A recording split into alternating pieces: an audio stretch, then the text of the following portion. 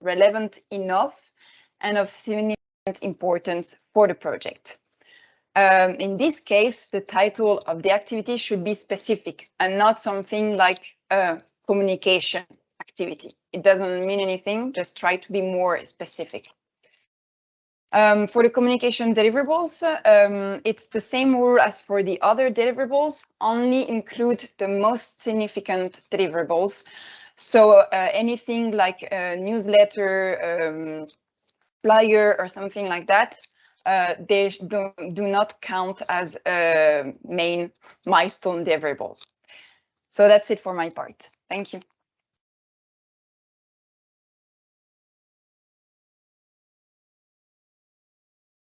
Thank you very much, Laura. We forgot to mention something at the beginning of the session, and also we forgot to actually do it. But the session, as all of our sessions, will be is being recorded, so that people who couldn't join us today could have the same access to the information. So the recording has started now. Okay. Now,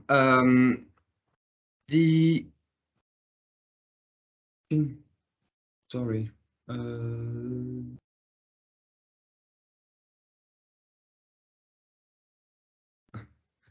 Sorry.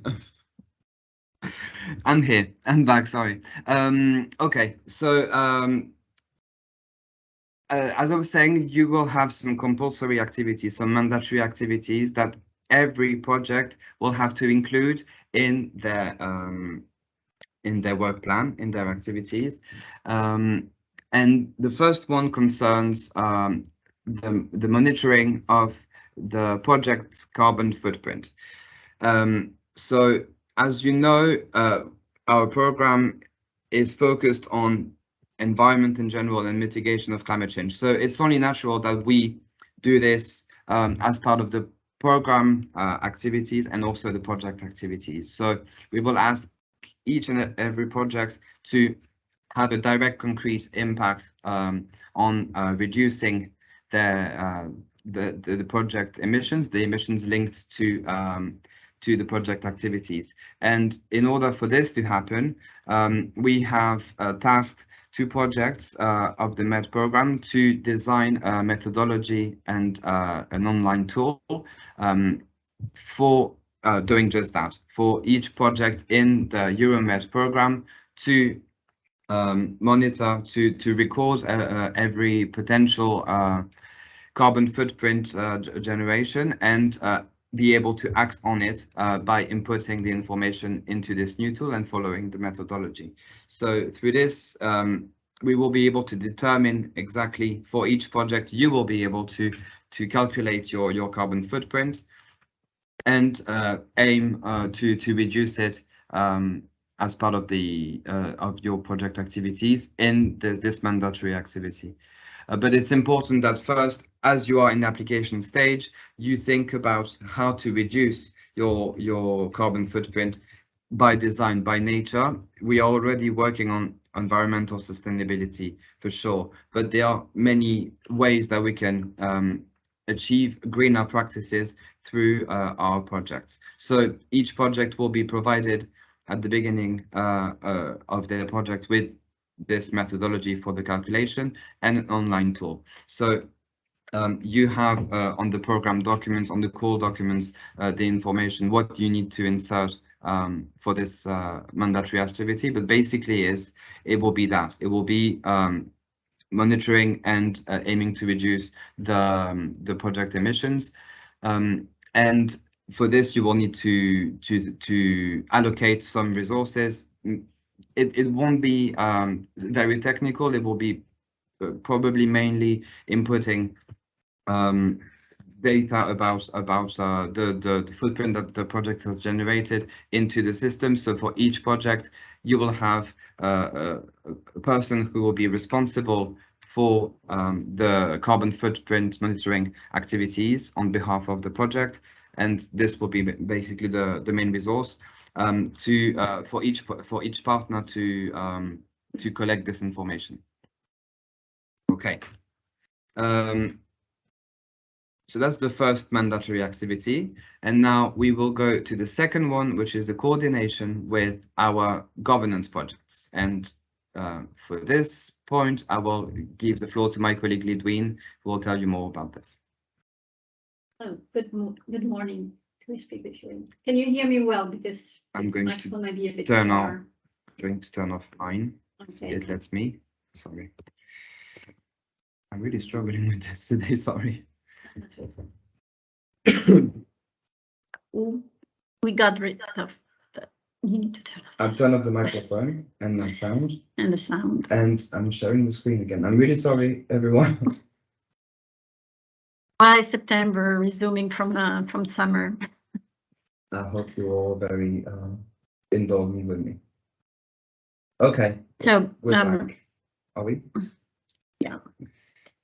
So in terms of Come on. of compulsory activities, I can start with that. Yeah, well, you know that each of the thematic projects will be part of will take part in the thematic community that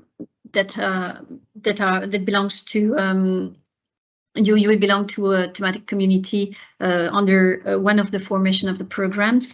So, and if we really want this to work with the governance projects, and you can benefit from their support to amplify your results, indeed, we need to work hand in hand. So it means that we have to foresee some common activities or contributions to the different activities that they plan. So we will there will be activities for sharing results, exchanging on results, and also developing synergies between projects. So if you want to go to the next slide, to be a bit more concrete about that, we know that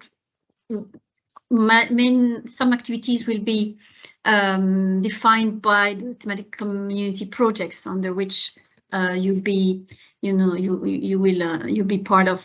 But for all, no matter your mission, there will be some activities you have to foresee that will be just transversals to all of you. So at least would be 2 face-to-face meetings.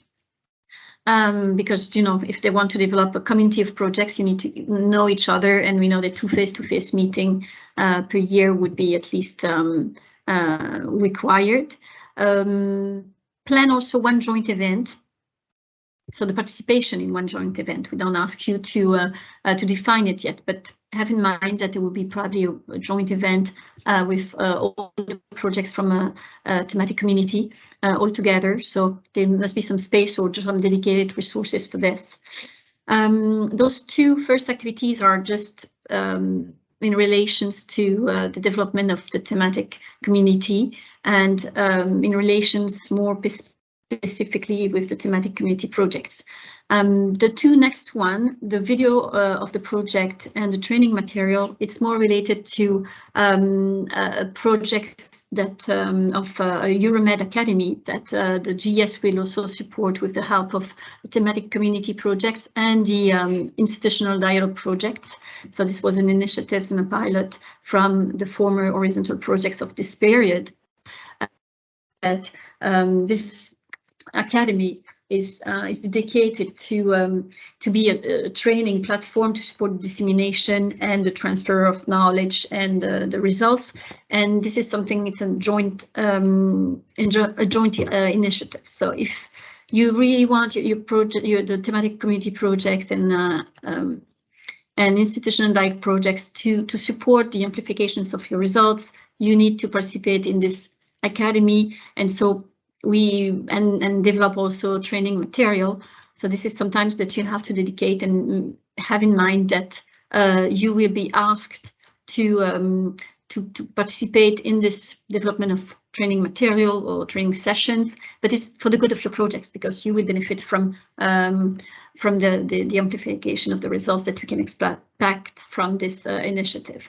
And what we will ask, at least, because we cannot foresee your results and how they will be used and how they will be inserted in these training models, but at least there would be 1 video of projects that we will ask all the projects to provide. This would be framed by the board of the Euro-MED Academy, but it would be like 1 minute long video to be like a teaser about what you really want to achieve with your project. So something that will be, the Euro-MED Academy board will be created in a few months with the help of the thematic community projects and the institution dialogue project. And within this framework, we'll, design what would be more relevant to have these teasers of all the projects. So this is one predictions that we will have to think about budgeting in and putting in your work plan, as well as some training material. But the extent we cannot know at this stage to which extent you will have to foresee to create or develop training material. But I'm sure that in your project there will be at some point, if you want to transfer, if you want to support some institutions, you probably will foresee also to develop some kinds of training on dissemination material that can be reused in the framework of the Euro-MED Academy. So, just think about all this and have some space in your work plan where this could be, could be some resources dedicated to this type of activities. And the last one is what I call the thematic developments, which actually are in line or are connected to the two face-to-face meetings and one joint event. Because if you want to develop some synergies between the projects, because you work on connected fields, of course there will be some work expected. So I'm giving you some examples of already things that we have been proposed by thematic community projects applicants, what could be done. So the types of things that we can imagine for you to participate in. Database, for instance, most of the thematic community projects will make some types of database, and we would expect for the thematic projects to provide relevant information to feed these databases. It's just for your good also. Some information about your results, types of results, and so on. So just be ready to provide information that they would need, so they could amplify the results at a collective way and not just individually. Working groups. So there probably will be along the way some papers that will be written all together, and in this particular type of exercise, there will be probably a clustering process, between the different projects, even if the community itself is a big cluster. I mean, there might be the subcluster within the thematic community and developments of different types of synergies or thematic collective works. So be ready at this point to participate in surveys that they could launch, or they could, you could have a collective drafting of political papers. And in this case, you would not maybe be in charge of writing it, but participating in meetings or reviewing documents, or provide examples of good practices related to a certain issue or something. So this is the type of work that you would be expected to be doing with the thematic community projects. Networking activities in addition to the mandatory joint event. So there could be a joint event for dissemination or anything else. What you could expect, for instance, if you are in a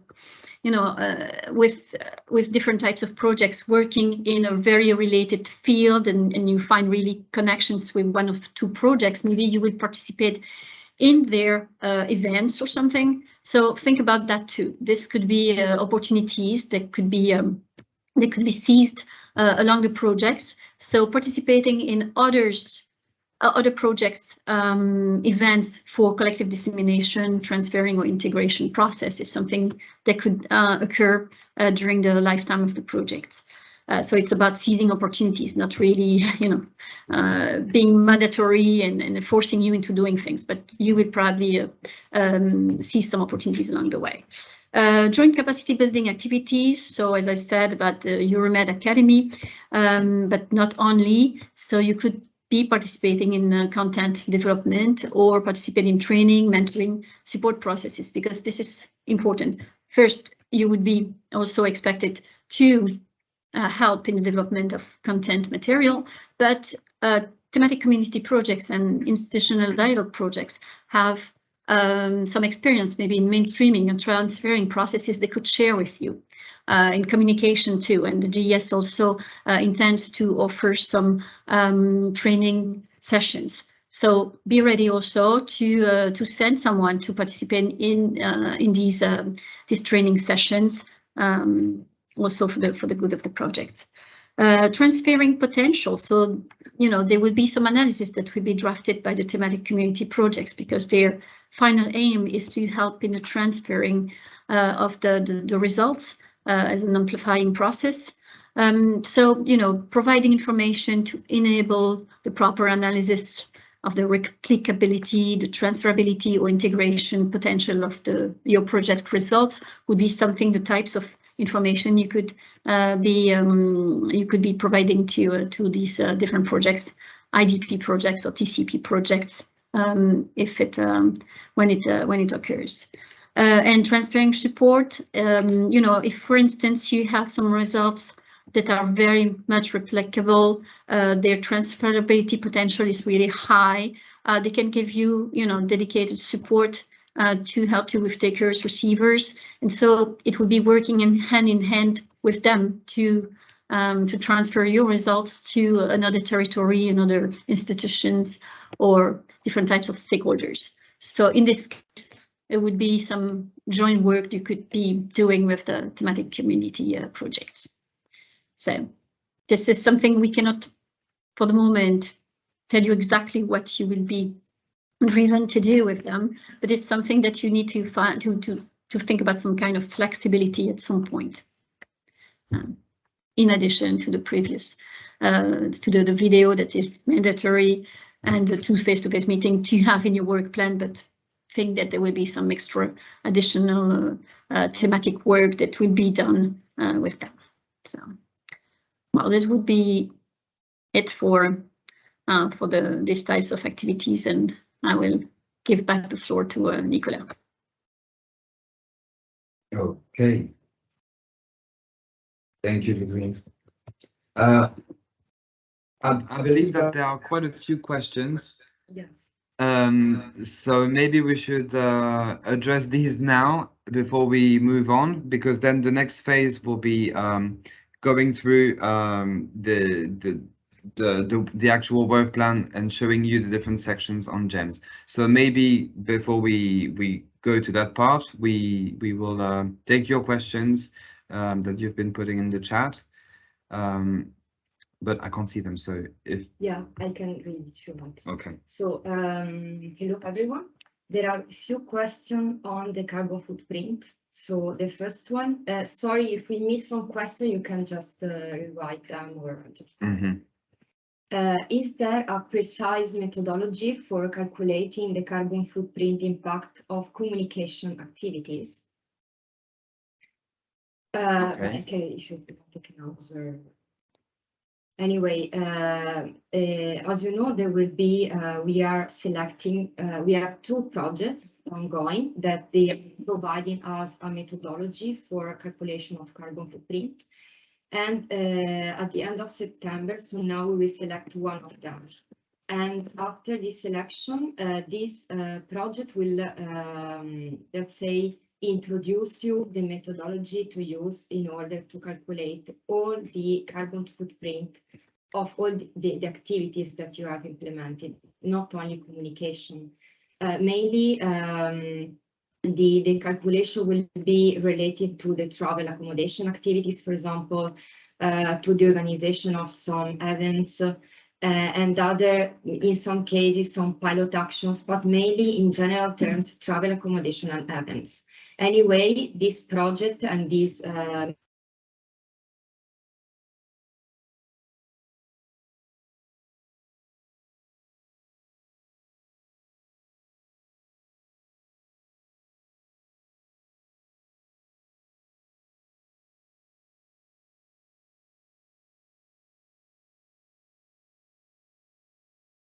Hi, we cannot hear you anymore.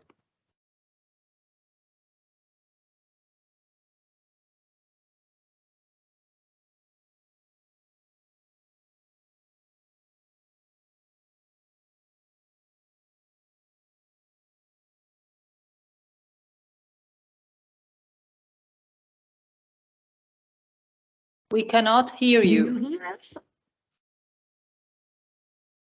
Do you hear us? Can you hear us now? Yes, now we can hear you. Attends, je vais essayer mon microphone. We can hear you, Lidwin. Can you hear us now? All right, I think we have a problem with With the the sound. connection. Is there anybody who can hear me? Yes, we can hear you. It's not a problem with the Laura, sound. we It's- cannot hear you. You seem muted, or say it's my sound. Sorry. Yeah, we can hear you. Okay. Fine. There is a Okay, hear you.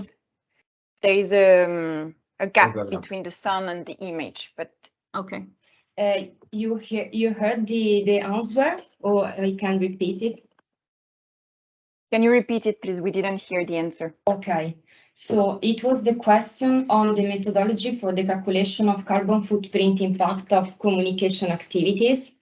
And the answer is that we will provide the methodology when your project will be in case of approval of your project at the start of your project. Because now we are selecting the best methodology that can be used for the calculation of this type of activities. Of course, the calculation will be based mainly on travel accommodation activities and events.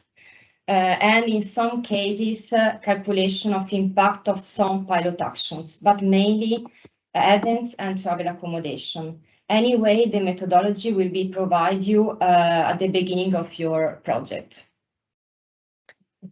The other question is by Violetta. Mandatory activities can be separate activity work package, or it needs to be embedded in the technical activities. No, mandatory activities can be included in one of your work package. There is no one work package in particular. You can put it in the work package that you prefer. Then another question voted by 4 people, so it's quite.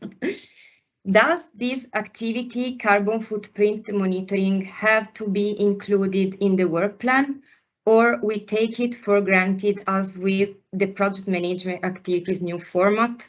If we have to include it in the work plan, and since we do not have a project management work package, do we allocate this activity to any work package we deem relevant?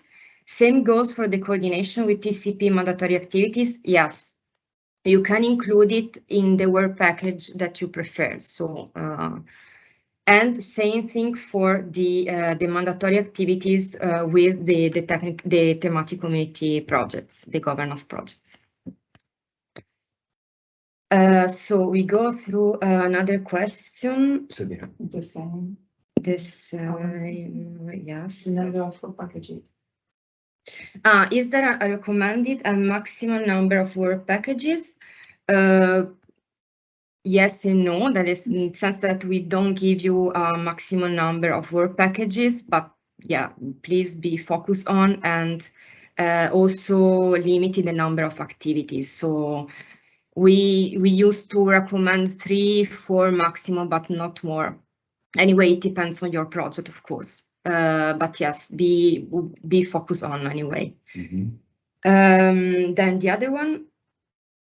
The difference between face-to-face meeting and joint event. I can leave it. Yeah, okay, what we hear about face-to-face meetings would be internal meetings to the. Well, face-to-face meetings would be more internal to the thematic community projects. So it would be a meeting between partners and maybe thematic building community, just with discussing the synergies, the results of the projects between the communities. Why a joint event would be focused or would be targeted to different targets and users and so on. So this would be different. The targets would be different and the objectives also, because it would be more dissemination or transferring objectives to outside the thematic community. Next question is really next question. The joint event is compulsory for how many partners of the consortium? Oh, well, no, it depends because, you know, it's just your participation of the joint events would be done with the thematic community project. So just dedicating at least one person is just enough, you know, just one partner, just that could coordinate the work within the projects itself and be a spokesperson with the community. So it would be enough, at least. I mean, if your project is at the heart of this, more at the heart of the joint event, there might be just more partners, but at least there must be one partner. The next question about, we have to know in the application stage other projects currently in place and make synergies or dedicate a part of our budget to such activities to be planned during implementation. Yes, in the application form, you have a section in which you have to include some previous or ongoing project with which you have to create synergies or you built on. So yes, you have to include it in the application form, of course. But you don't need to, it depends on the objective of your project anyway. You are not, it's not mandatory to create synergies with all the projects that you have included in application form. Of course, you have to create firstly synergies with the governance project, so this is mandatory for us. If you think that synergies with other projects is needed for the achievement of your results, yes, but it's not. It depends of your project, of course. Then. How we can budget thematic community project activities as they are not yet clearly defined. You have to forecast a budget, let's say, for this type of mandatory activities with the thematic community projects. We don't have any recommendation in terms of allocation of budget for these activities, but of course you have to take into account mainly travel accommodations and I don't know if there are some other activities. Yeah, travel accommodation. Otherwise, it's staff. Yeah, and stuff. There are other questions. Carbon footprint report should appear as a deliverable.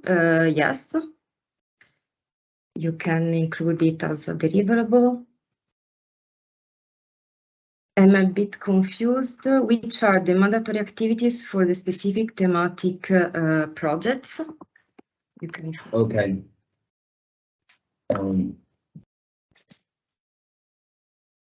So these were the two activities that we have been talking about now, and hopefully we've managed to bring some more clarity on these two activities, which are the monitoring of your project's carbon footprint and the coordination with the thematic community and the institutional dialogue project, so the governance projects.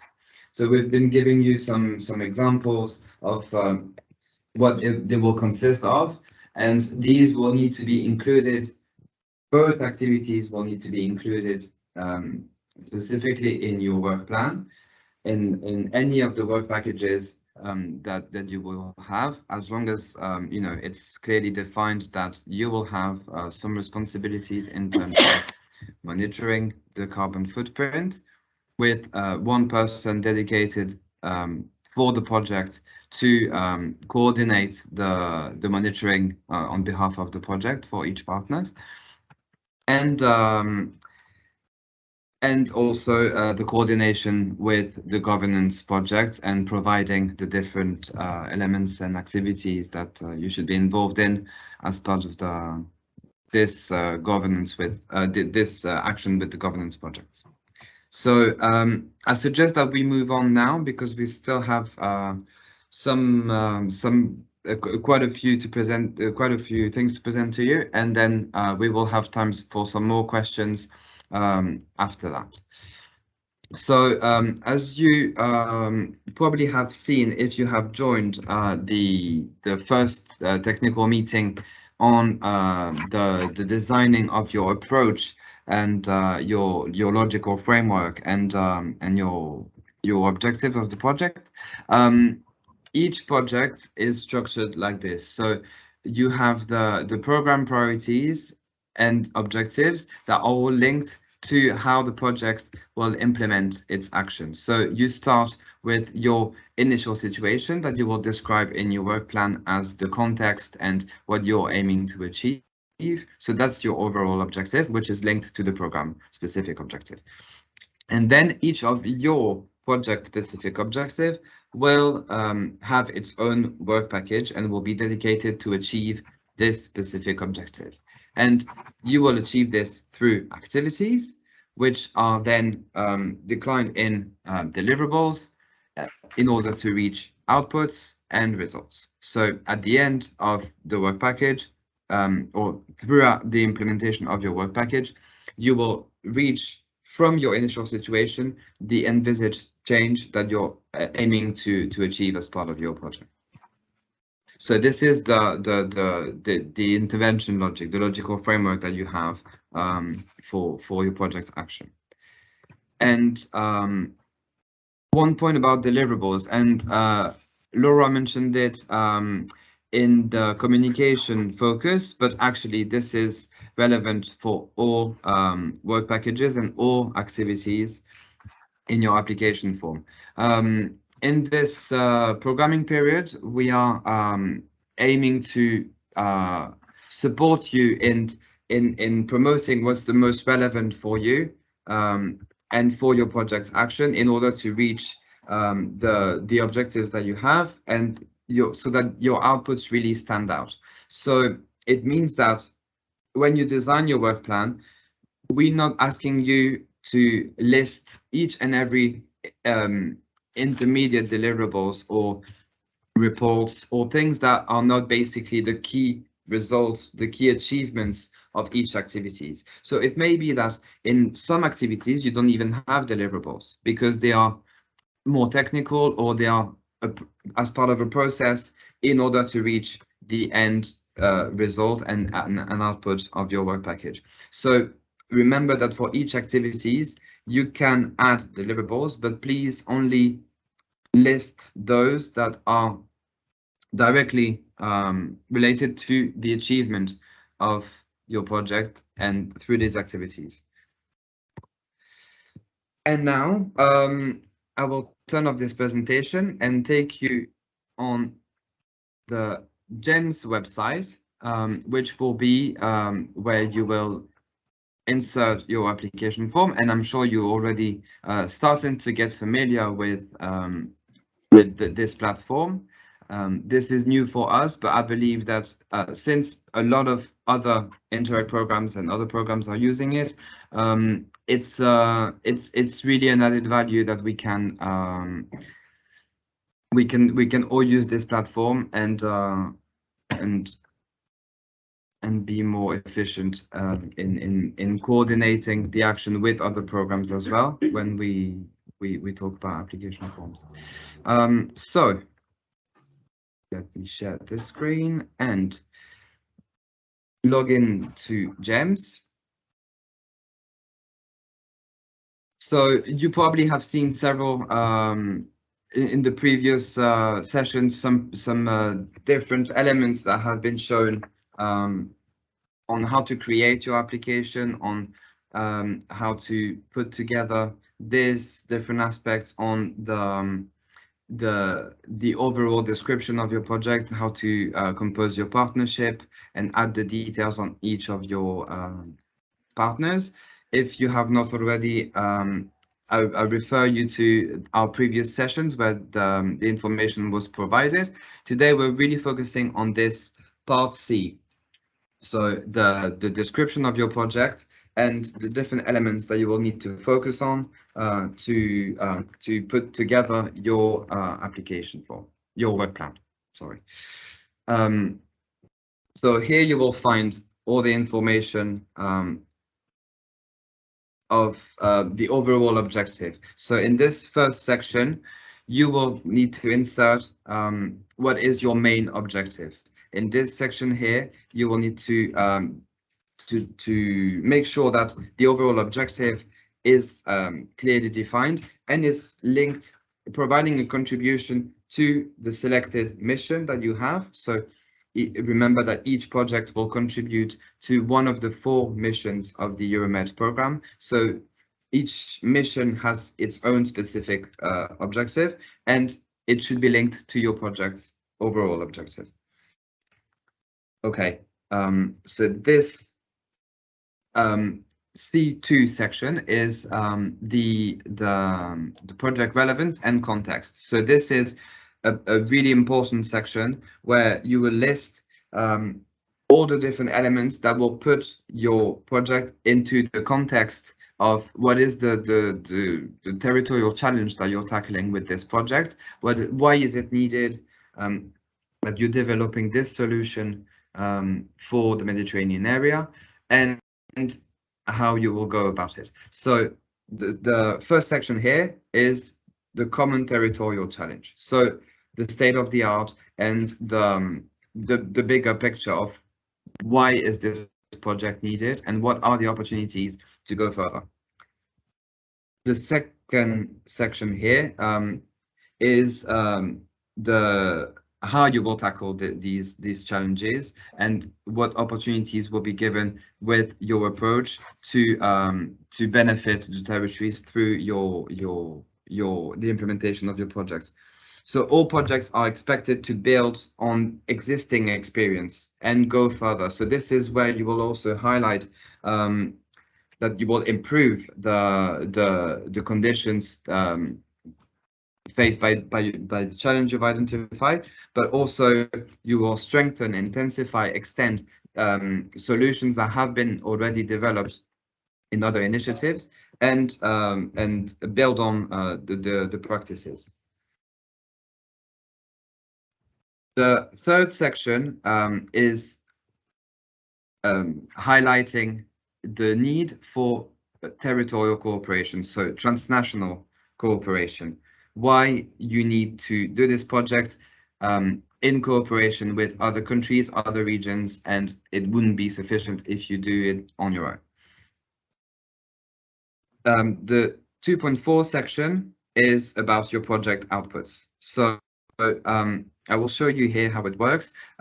It's not about the project output, sorry, it's about who will benefit from your project output. So it's about your target groups.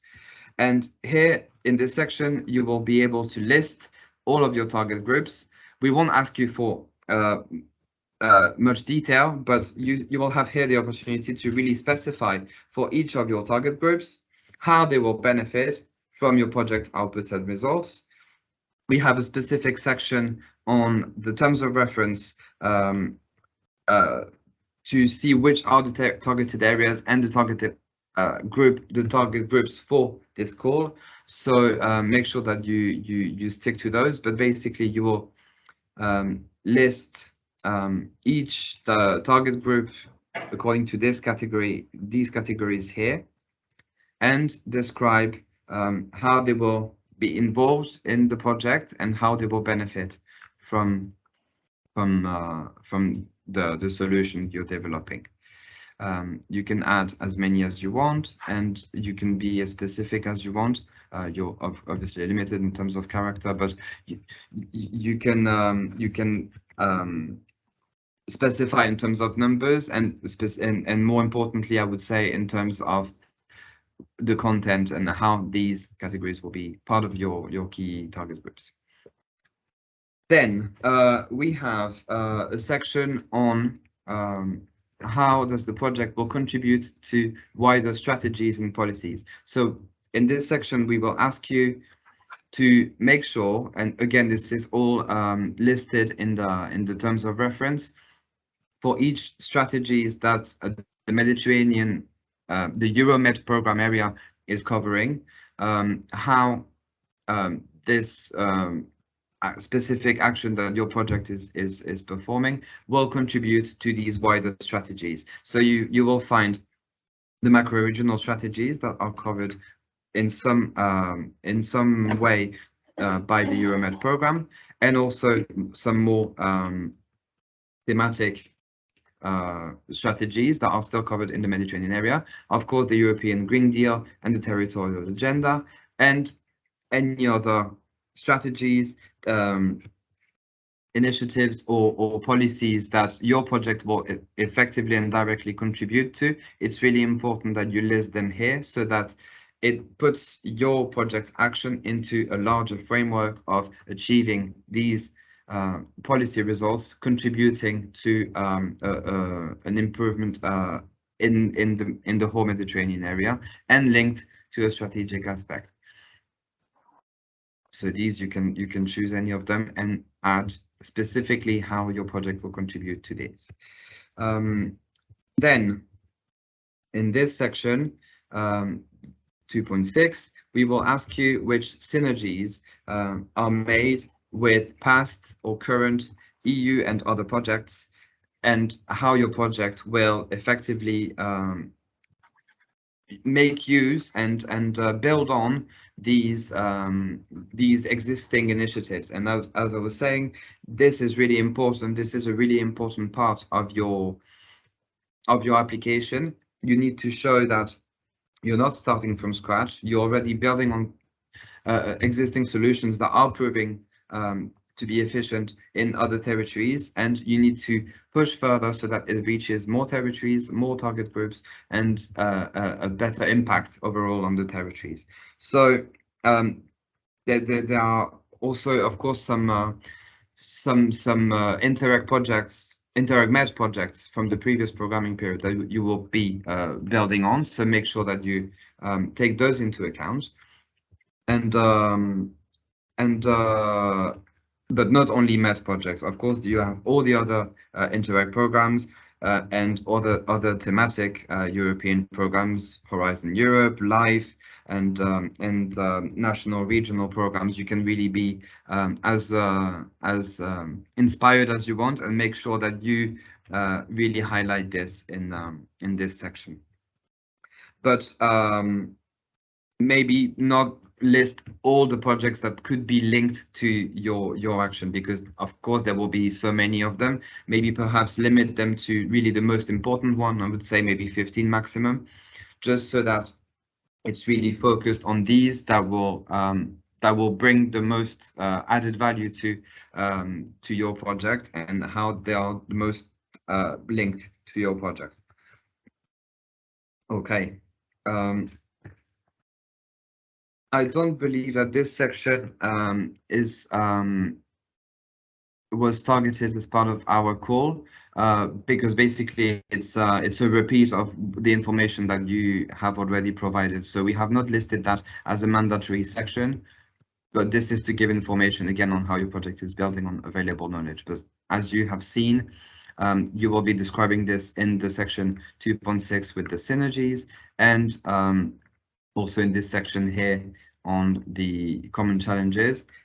So this section 2.7 actually could be left out. Okay, now we can move on to the C point. Yes, make sure that you confirm that every time you leave the page, otherwise your changes will be lost. So the section C3 is about the partnership. Now, you know that you have all the information about your partners in the part B. In the larger section B, you have your partner details. For each of them, you have the overall the overview of your partnership here, and then you have individual details about each partner, their location, their contact, the role and contribution and experience of each partner. This is the really important part for us in terms of knowing exactly who's involved in your partnership, and that each has a specific role and is really relevant for your partnership, and the budget and financial aspects that is also here. But in the actual work plan and the part C that we're talking about today, you will have to fill out this section, and this is about describing your partnership as a whole. So explaining the complementarity between each of your partners, and clearly explain the structure of your partnership. So in this section, we're not asking you to have individual descriptions of each partners, because this you have already in the part B, in each of the partner profile. So in this section, it's really about how your partnership will work together as a whole, how your associated partners are involved, and the overall structure. You got it. Okay. Now moving on. I hope I'm asking my colleagues if it's going well. Okay. You can tell me if it's we're taking your questions anyway, and we'll come back to it afterwards. I wanted to show you this now because this is really the meat of your application form. This is really where you will be inserting all the information about how your project will effectively work and what you will be achieving as part of your project. So this is your work plan. So I have already created here one work package to show you how it works. And basically, once you create one work package, the number is automatically created, and then you can give its own title and its specific objective. As I was saying earlier, each work package corresponds to one specific objective. So it's really simple. You don't have to split your work between several different work packages that are too technical or too administrative. It's really about what you're trying to reach and achieve in this particular aspect of the project will all be part of this work package. And it's really important that for each work package, you have one specific objective about the activities that you will do and which outputs you will be delivering, and also a communication objective. So in this section, you will define how the communication objective and how it will contribute to the achievement of the project specific objective. And here you can also include a reference to your target groups.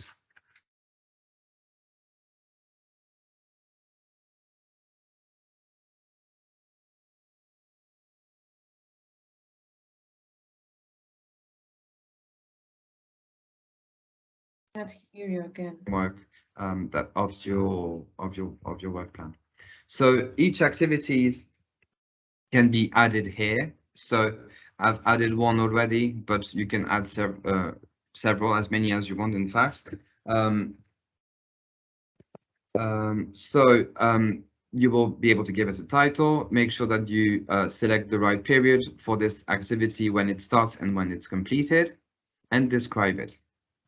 You can also add partners and remove them as you want in terms of who, which partners are involved and necessary for the achievement of this activity. And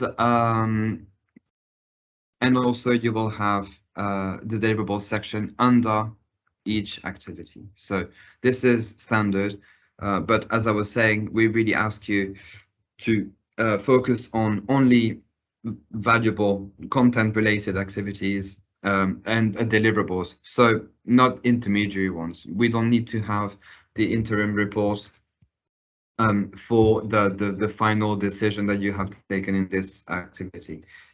We don't need to see the project steering committee minutes or the newsletters or very specific actions that are part of your project and of course are really important, but these should not constitute a deliverable that you will promote and count as the reporting exercise. Okay. So yes. I hope I'm being clear, and so this you have seen here how you can add activities. You just need to click on the plus and it will create a second activity. If you forget, if you make a mistake, you can always delete it and start again. Same for the deliverables. You have all the different elements clearly. Okay, and after the activities and the deliverables, this goes to your outputs. And in the output section, it's the same in the same way. You add the output here and this plus, and then you can insert the title, which indicator it corresponds to. So on this, really make sure that you read the program documents where we ask you to specifically target the program indicators that have been selected for each of your missions. So and really aim to match the indicator description of what we are expecting projects to achieve in terms of strategies, action plans, or jointly developed solutions for your project. And once you have selected your output indicator, it will ask you to select the target value, in which period of the project it will be delivered, completed, and describe it here. And it's really important to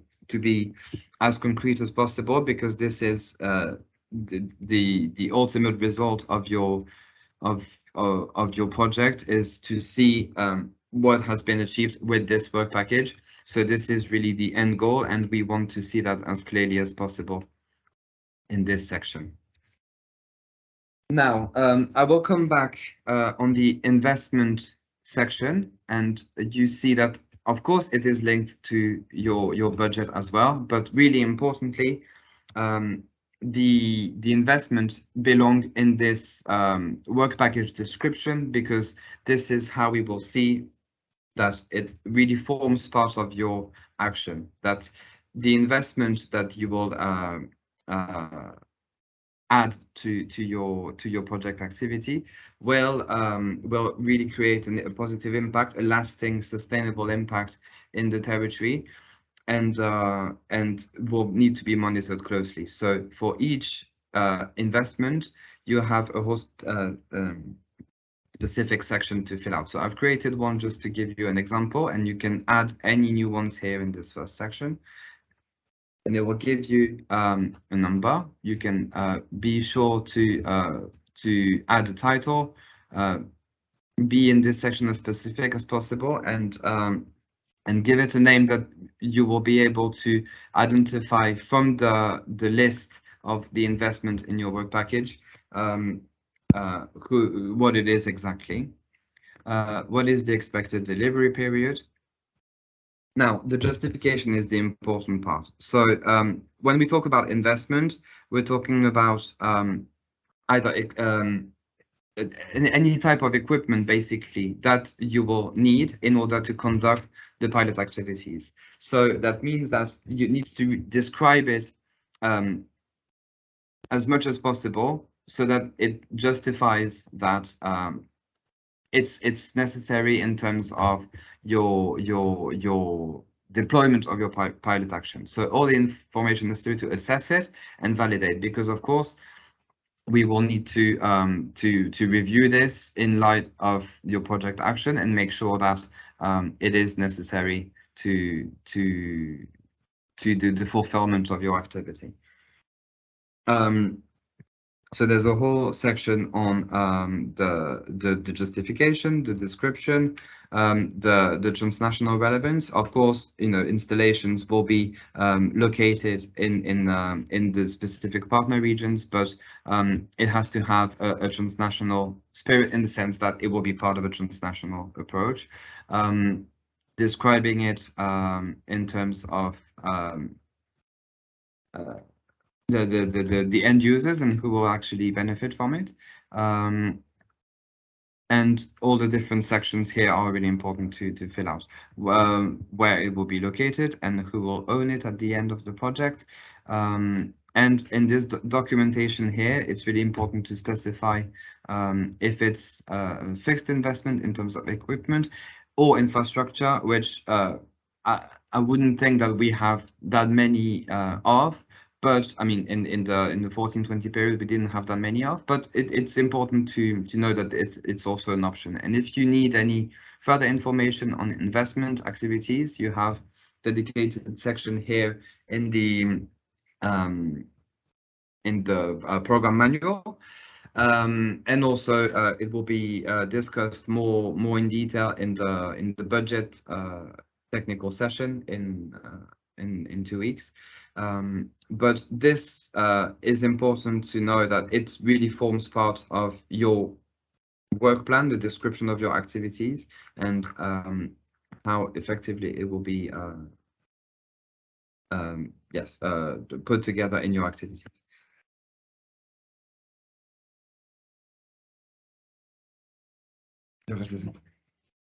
Okay, so I'm being told that there are some questions about this. So I'm going to show this again because in fact you're right, it's a really important part.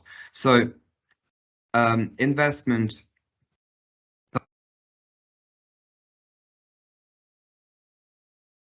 We cannot hear you anymore, Nicolas. You're muted. Nicolas, we cannot hear you anymore. You're muted.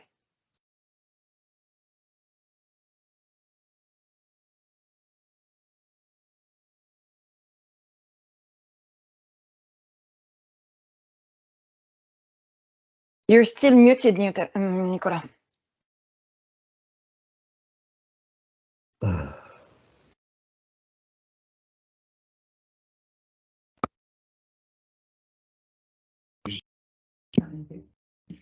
Sorry, somebody was fed up with me and didn't want to hear me anymore because I didn't cut off my microphone, obviously, but it's been cut off. It's okay. So I don't know how much you've missed, but anyway, I will go back to this section on the investment. So first section here, important to describe what your investment is and why is it needed, what is it composed of, if it's just a technical device or tool, or if it's also linked with the installation, the service, the maintenance, and all the information necessary to validate it. What is the transnational relevance of your investment? So what is the link with the transnational action of your investment? Who will benefit from your investment? So who are the end users and the beneficiaries, and how it will improve the operation.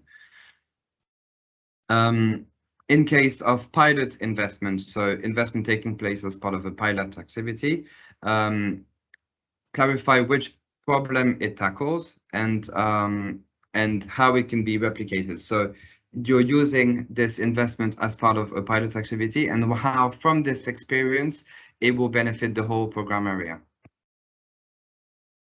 Okay.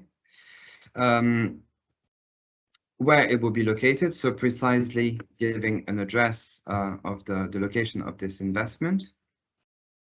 The risk associated with the investment, so if there are any, potentially here. The documentation, so it can be either fixed investment in terms of equipment or in investment in infrastructure. Okay. For investment in infrastructure, there are some specific rules which we invite you to take a look in the dedicated chapter of your of the program manual, and you have a specific section here. The ownership, so who will own the equipment or the investment at the end of the project. During the implementation, and who will retain the ownership at the end of the project, and who will take care of it, and how it will be maintained after the project. Okay. Have I not missed anything? I'm looking at my finance colleagues. Well, in any case, seeing the different questions we have on the chat, we invite you to read, to have a look at the manual about investments, because we add a huge quantity of information. So please have a look at it, and then I think that the majority of questions will be then answered. In any case, the information we cannot answer today will be answered to the FAQ, as explained by my colleague. Okay. Thank you. Okay, we can move on now to the results section. So you will have your outputs that are linked for the achievement of each of your work packages, and then ultimately you have your project results that are linked because of the activities that you have implemented and the outputs that you have delivered. You will achieve these results, and again, this is all clearly described in the terms of reference and the program documents. So again, making sure that you're selecting the relevant targeted results indicator, and leave the baseline at 0, because this is about the program overall target. And then for you specifically, what you will achieve in terms of results, add the value here, the delivery period, and its description. Okay.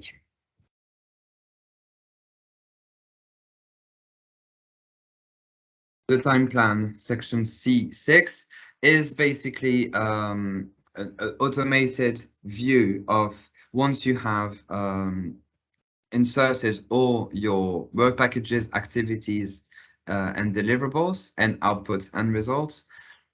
These will all appear in this section, and you will have the full time plan of your project and how it will be implemented from start to finish, with all the different elements that will be delivered.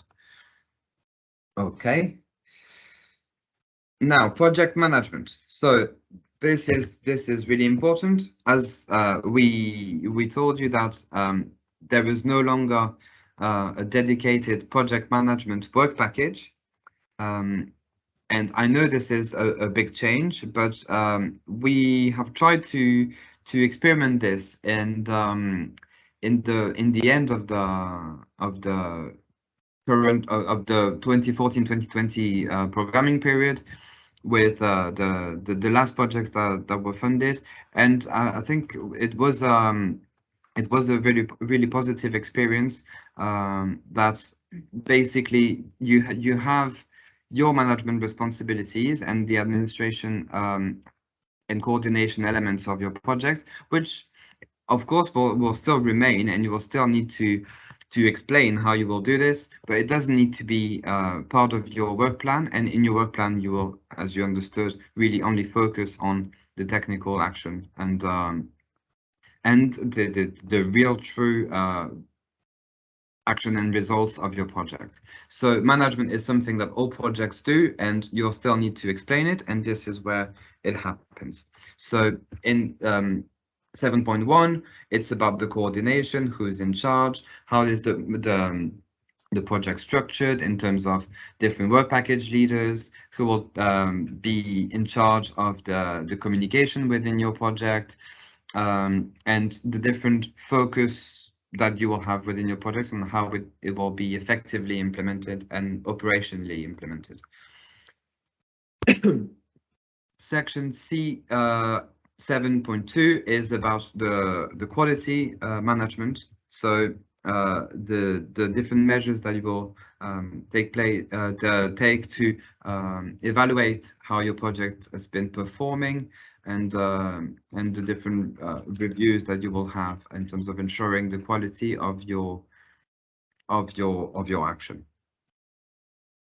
What will be the general approach in terms of communication about your project? So this is in section 7.3, how the communication aspect will be managed as part of your project, who will be responsible for the communication of your project, and effectively looking at the communication not just about the standard communication activities, but also very importantly how, since communication activities are included in the work packages, how they will effectively contribute to the transfer of your project's results, how people will be aware of your results, how your target groups will be engaged.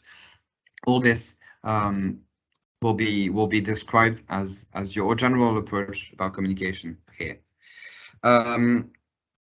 This shouldn't appear on this because we have not listed this section as mandatory, but basically it's a repeat of what could be described in section C 7.1 about the coordination of your project. This is about the financial management and the reporting procedure, which will be standard for all projects in any way, because you will be following the program rules. So it's another element about the management of your project, but it doesn't need to be filled out.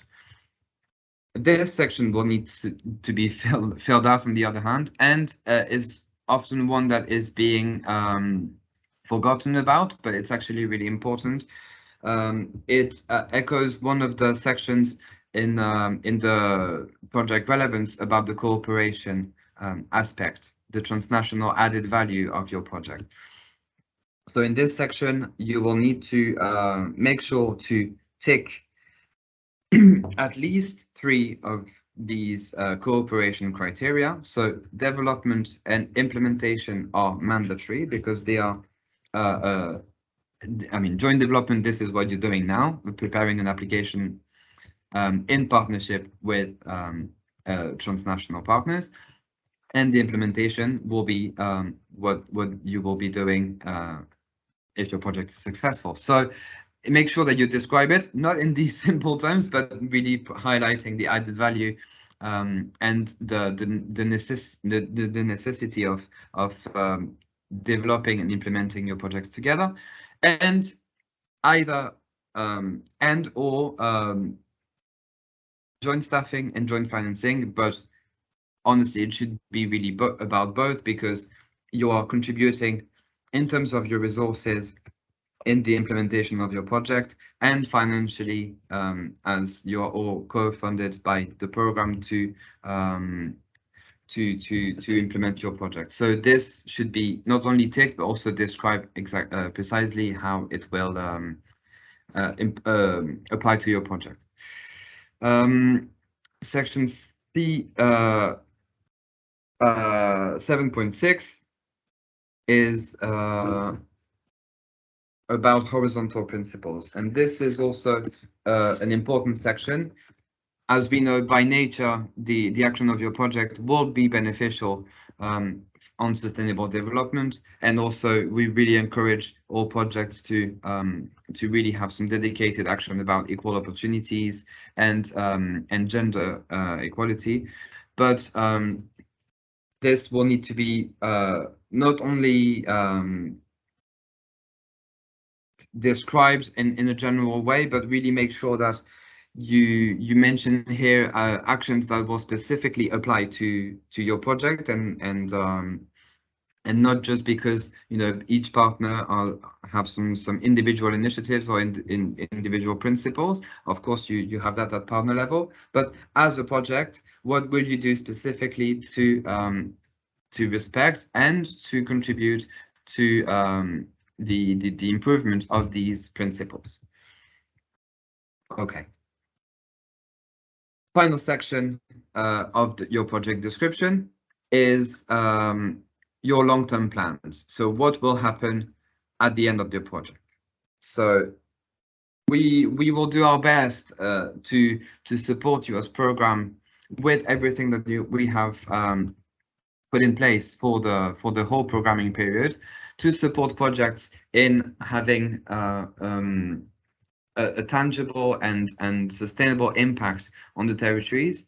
And with the help of the governance projects and the different program structures, this will be amplified even more.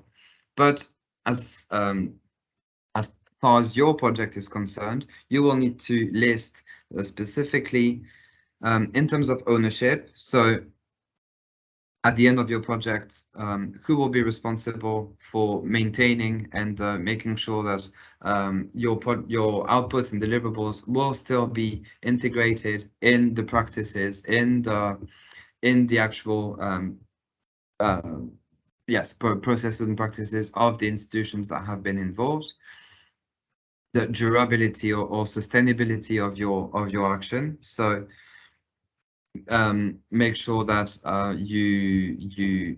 you highlight this as well, that your project, through what it has achieved, will have a lasting effect on the population, on the territories that were targeted, and how effectively they will be used and will keep to be used once the project has finished.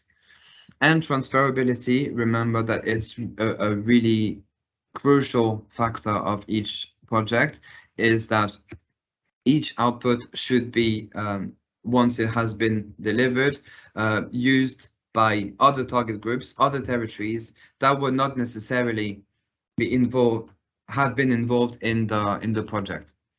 So it's really important here that you make sure that those outputs and deliverables are made in such a way, or supported by a methodology or some instructions that can be used by other beneficiaries, potential beneficiaries, and actually, as we were saying, especially if you go for a testing project, you will have the opportunity, and we hope that you will take this opportunity to transfer it on a wider scale to new territories that were not involved initially in the project. Okay, I think we're done, and it's actually quite a lot. The Section D project budget we will cover on the 22nd of September, and Section E as well. And I think that's it. We can finish with this presentation and go back to the screen. And my colleagues are telling me that a lot of questions have been asked, so we can take some time now to answer your questions. Maybe we can have a short break first, because I've been talking forever and I probably have bored you all to death. So maybe we can have a 5-10 minute break. I know we said that the meeting will finish at 12, but I mean, we're here, we're not that hungry yet, so we can wait and answer your questions and spend more time with you, if you are happy to stay with us. So shall we say we take a 10-minute break, and we will we'll meet back at 11:45 or 11:50? 45, okay. We will be back at 45 and start with your questions. See you soon.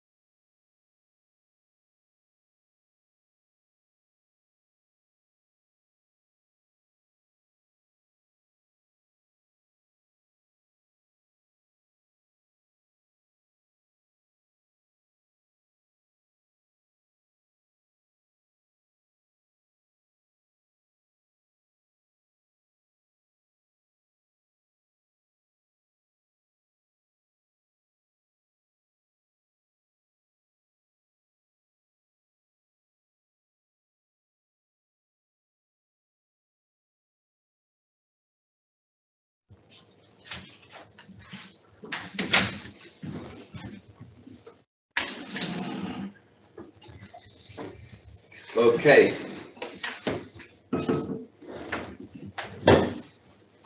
We are back. Can you hear us? Can we have some? Yes, it's okay. Yes, we can hear you.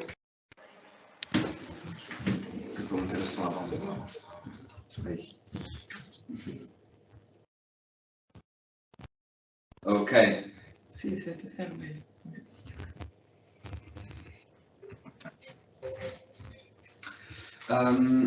So before we start with taking some of your questions, I think it's important to remind you that on the 22nd of September, we will have another technical meeting session dedicated specifically on budget issues, financial issues, eligibility of expenditure. So all of these questions will be discussed then.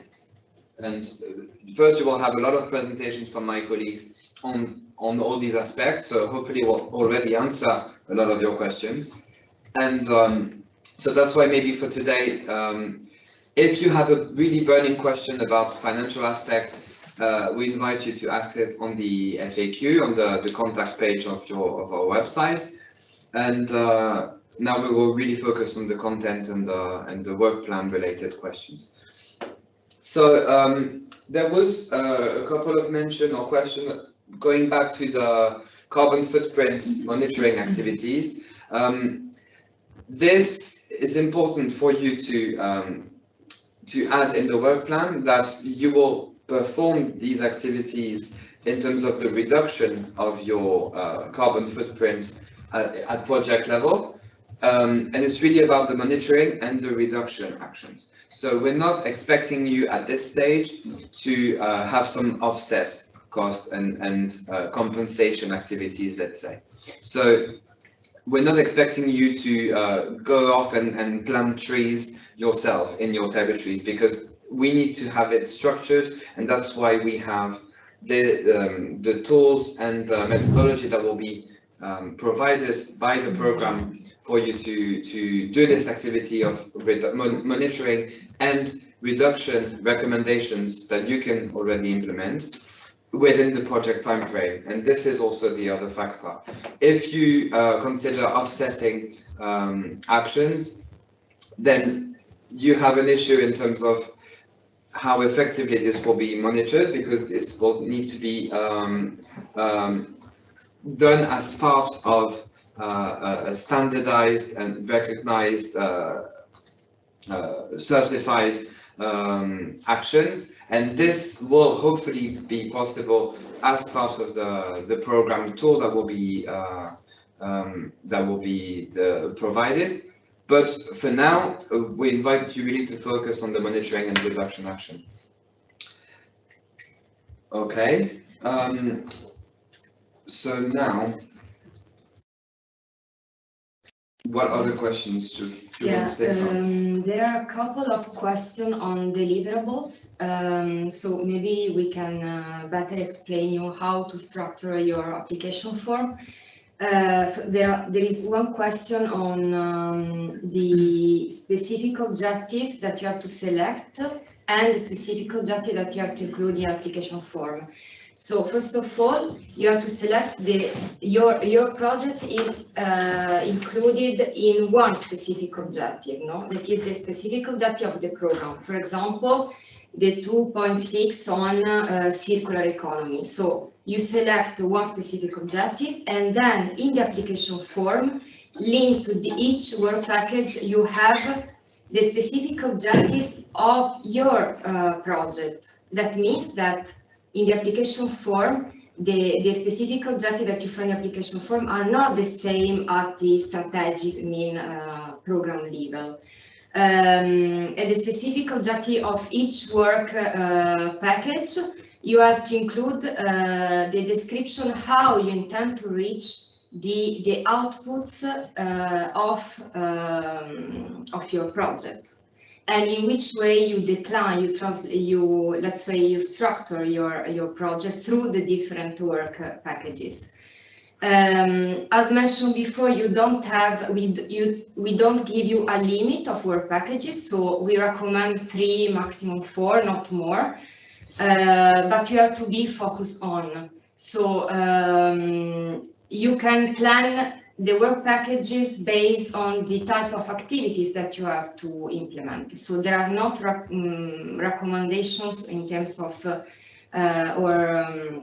it's not a concern of eligibility, the number of work packages. You can plan as you want based on the objectives of your project. And in terms of deliverables, also here, we mentioned that you have to be focused on, so you have to include the main deliverables, not all.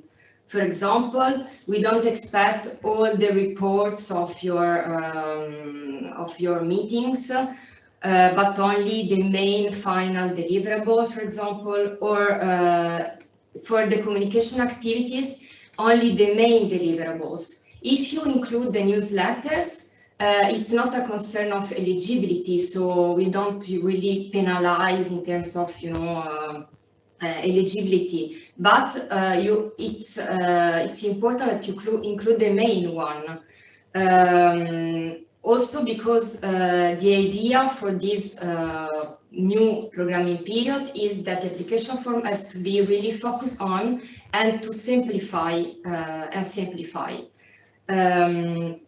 Then I don't know if there are other questions on that.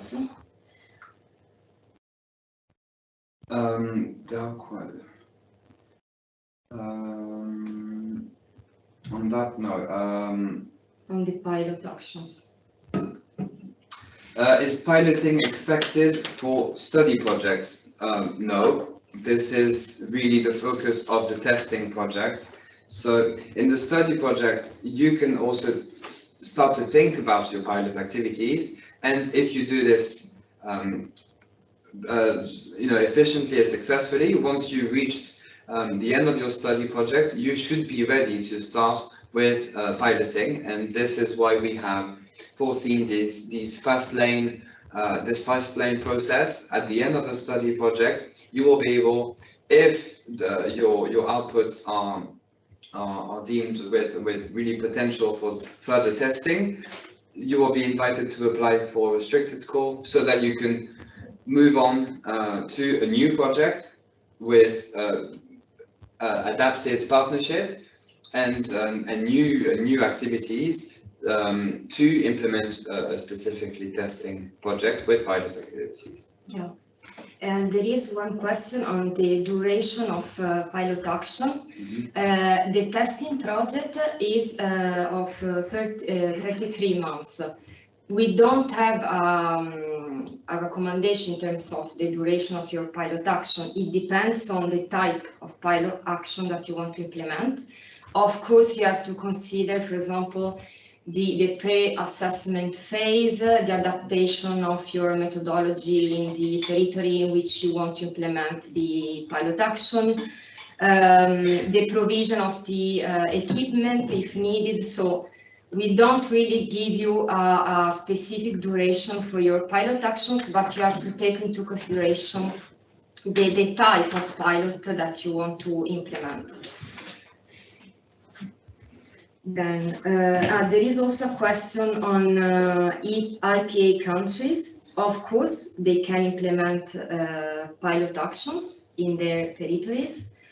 And yes, depending also on their availability in terms of financial availability, and it could be part of a test, of course. It depends on the territory in which you want to implement the pilot and the objectives that you have, that there are behind your pilot. So yes, of course, IPA countries, they can do it.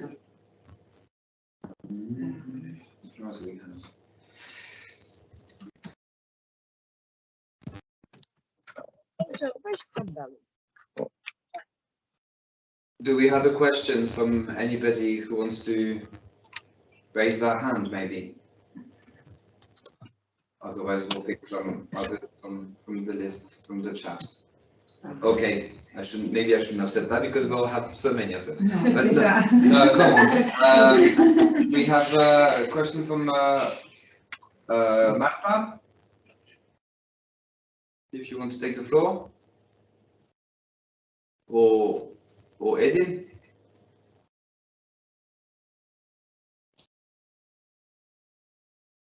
No? No. Oh, Hello? No. hello. Do you hear me? Yes. Okay. My question goes to the testing project. In the TOR that you published, there is information about activities that can be planned for the testing, and that text includes feasibility study. Mhm. So, can we apply for the test project and have an initial feasibility study that we wanted to build on the piloting phase next? Yeah, yes, of course. If you need so anyway, the first period of your project to have a small, let's say, assessment or anyway study for your pilot action, you can. Of course, it's not a studying project, it's a testing. So it's just the assessment pre-phase in order to apply the pilot action. Okay. I just need to clarify that because we got a different. Yeah, but of course you can foresee it. Okay, basically, first phase piloting, and then first phase feasibility or analysis, and then piloting. So that's Yes. okay. Excellent. Thank you. Okay.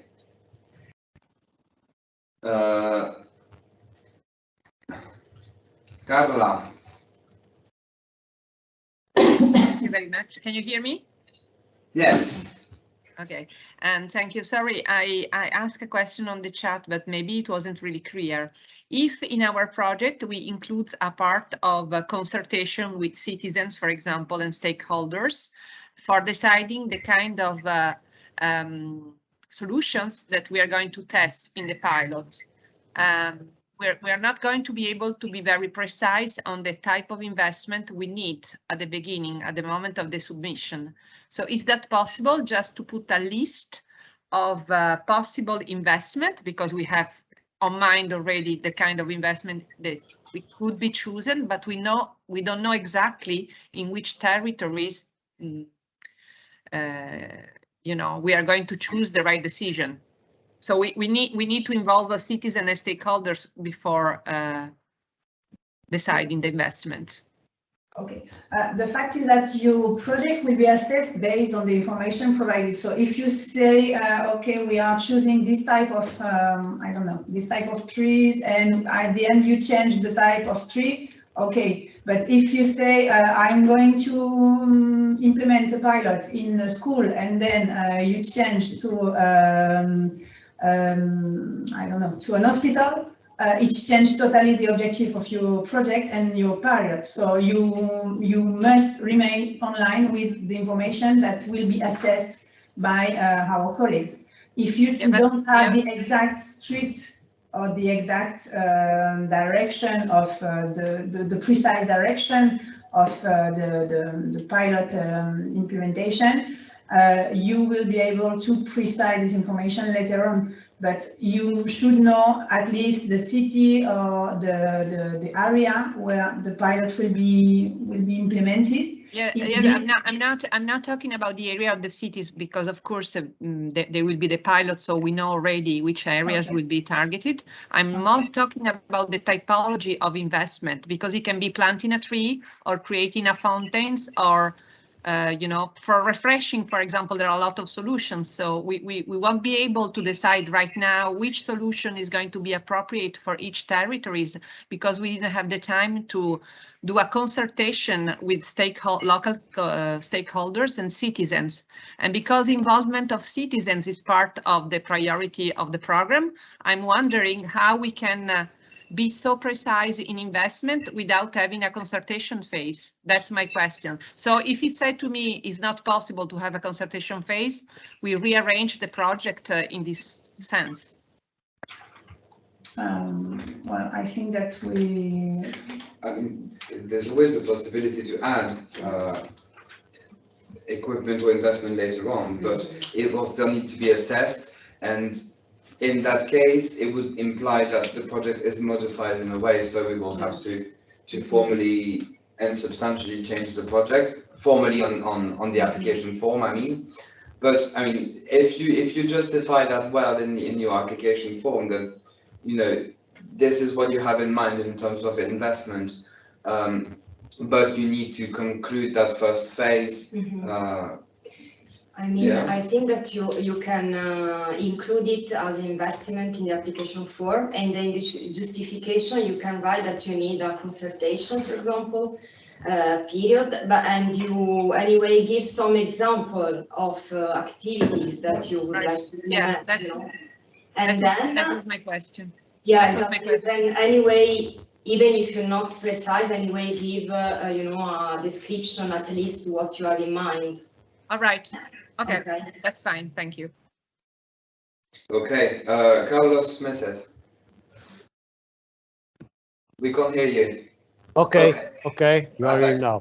Thank you very much for this meeting. My question, I know that there's going to be a technical meeting on the 22nd regarding the financial aspects of the projects, but we have the architecture project well defined.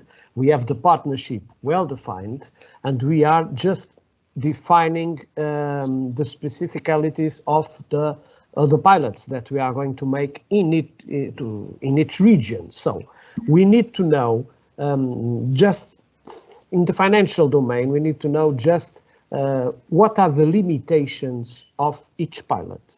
If you apply for a 3 million euro project that contains 2, 3, 5 pilots, what are the financial limits for each pilot? This is very important in order for us to design the pilots to know what we can count on, what are these kind of higher limitation, or if there is not a limit, and we can just adjust our budget, our pilot budget, regarding the project and regarding the objectives and so forth. Okay, we chose voluntarily to not put any financial limit saying, okay, this is the exact amount of your pilot. Then in any case, we are speaking about ETC projects, so it must remain a small scale development. It's a pilot. So it cannot be the majority of the budget dedicated to your project, because there are more objectives that have been hugely presented by my colleagues. So the pilot should be only part of your project. It cannot be the majority of it. Then it's true that if you are implementing a test pilot, we understand that each partner has to implement the action on its own territory and to get the global information and consolidate it at transnational level. But in any case, keep in mind that the budget should not be only dedicated to this pilot, and that the transfer activities, the cooperation part, the exchange of information and consolidation is the big, let's say, it's our objective. The pilot is not the objective in se. It's a way to go to reach the result of the project.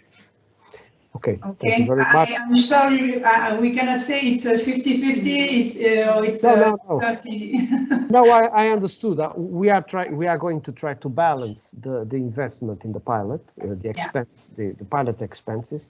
Try to balance it, because each partner is going to make a test in each region, and these tests and the results of these tests with a specific methodology and with specific rules for appliance, this will be naturally disseminated. So they are a little bit intertwined. The results of these tests, the duration of the tests, and the amount and the financial amount are intertwined with the dissemination, the communication, and so forth. So we'll balance it. Thank you very much for your explanation.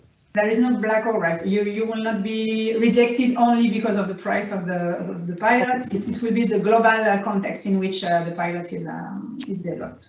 Okay, okay, it's clear for me. Thank you very much. Thank you. Thank you. We'll take one last question for now from Alberto. You raised your hand, and then we go back to the written questions that you put in the chat. Alberto, if you want to. Thank you. Good morning. I hope you can hear me. Yes.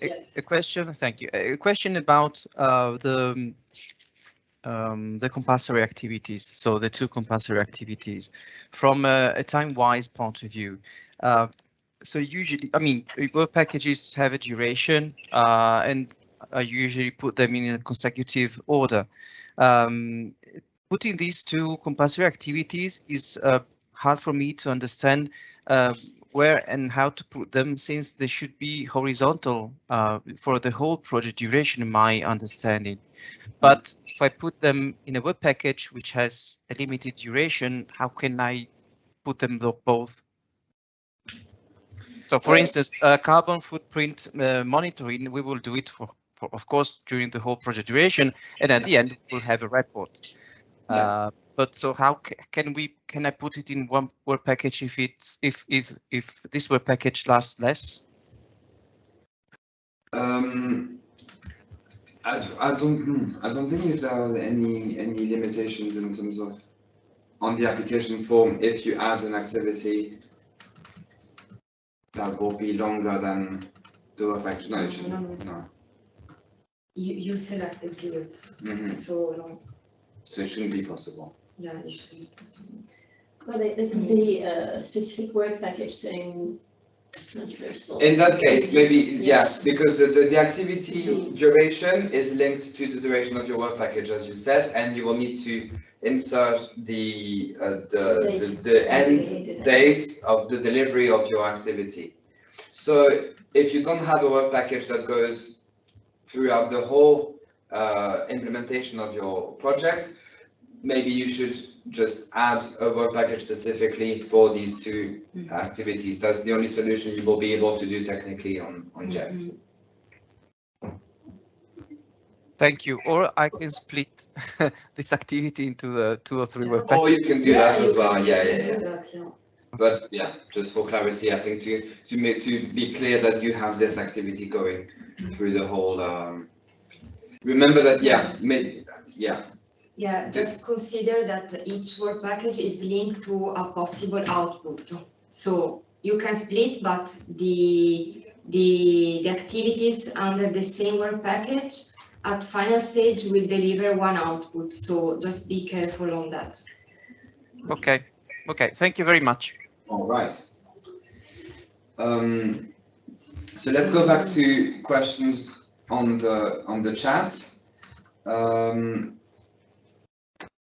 There was one.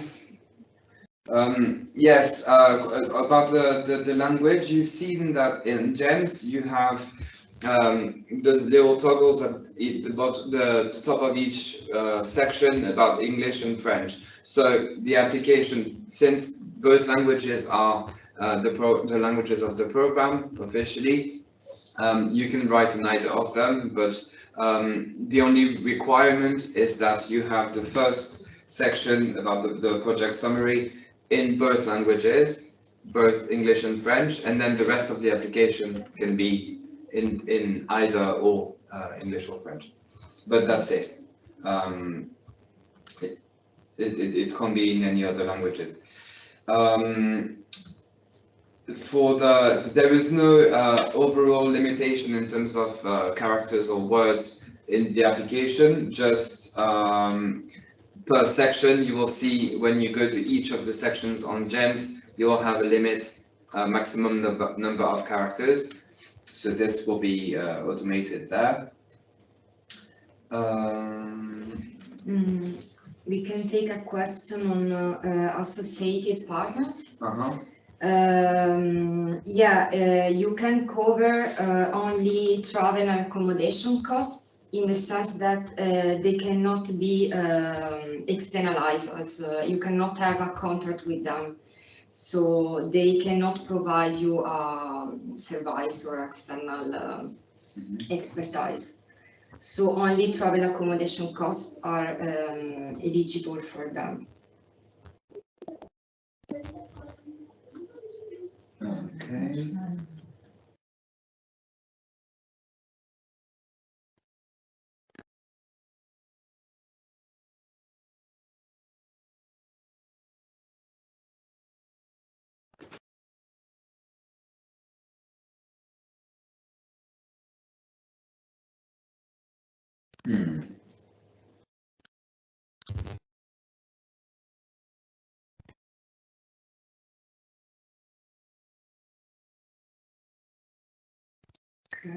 Okay. Well, the other question on investment, so most part. Considering we've already maybe run out of time and we don't want to, I mean, on one hand, we've run out of time, but on the other hand, I see that there's still almost 300 of you connected, so it shows that you are interested, at least. That's positive for us. Yeah, IPA partners, of course, they can have a specific budget. Yeah. For this answer, I see that there is a last question about equipment, and if you are going to buy equipment for the general management of information for the management of your project, it's not fixed investment in equipment. If you are going to buy specific equipment, a specific hardware, a specific how do you say, imprimante 3D? 3D printer. Those are type of those are fixed investment in equipment. So in that case, you have to register an investment in your application form and to link in your budget those specific material to the investment. But if you are limiting also only to general use, it's only equipment. It's not equipment related to investment. Okay, so not all the equipment must be linked to an investment, but all investment must be linked to pilot activities related to fixed investment in equipment and related to investment in infrastructure. Okay, I hope, I think we try to make it as clear as possible. Yeah, it's a complicated subject, but I mean, all the information, if you take a look at the program manual, specifically the section on investment, and also on the courtesy application form, you have these details as well. About the pilot, I see another question. I don't think we've taken it. About can there be project partners that do not implement a pilot in their territory? So yes, the collaboration in the consortium can indeed be dedicated to other aspects, and there's no need for every partner to have a pilot activity on their territory. It's really according to the needs of the project and your implementation, where the pilot should take place, it would be the most relevant.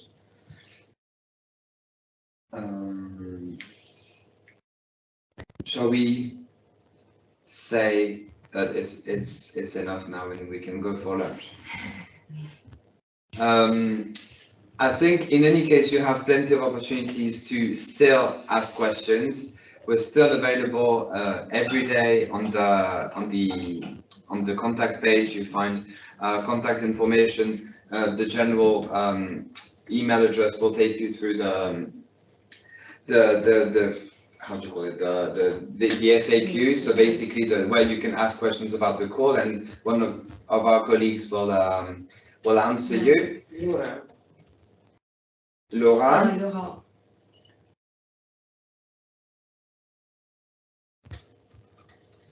Yes, just a reminder to ask the question. Please do it on the FAQ on our website.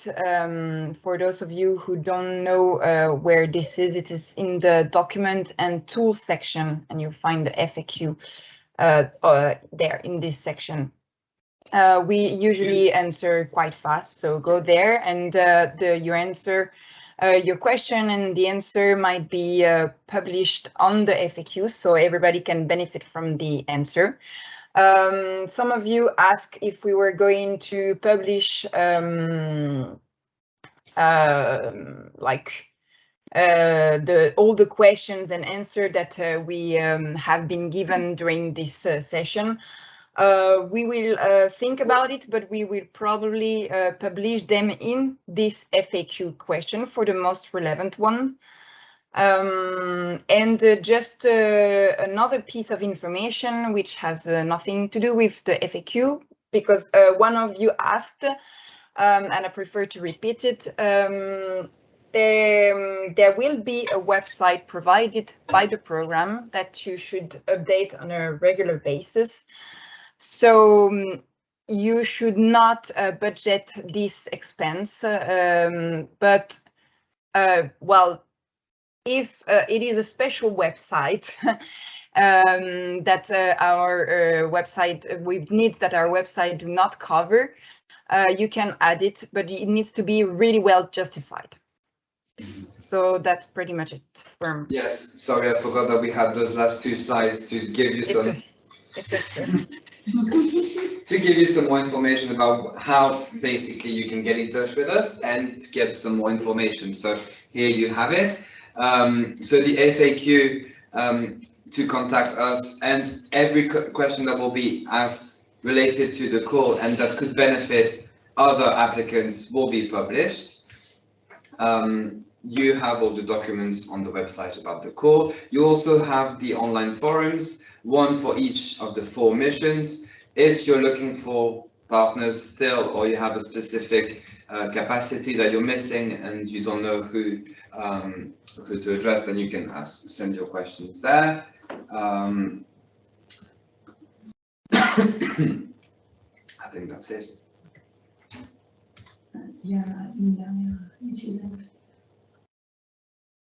Okay.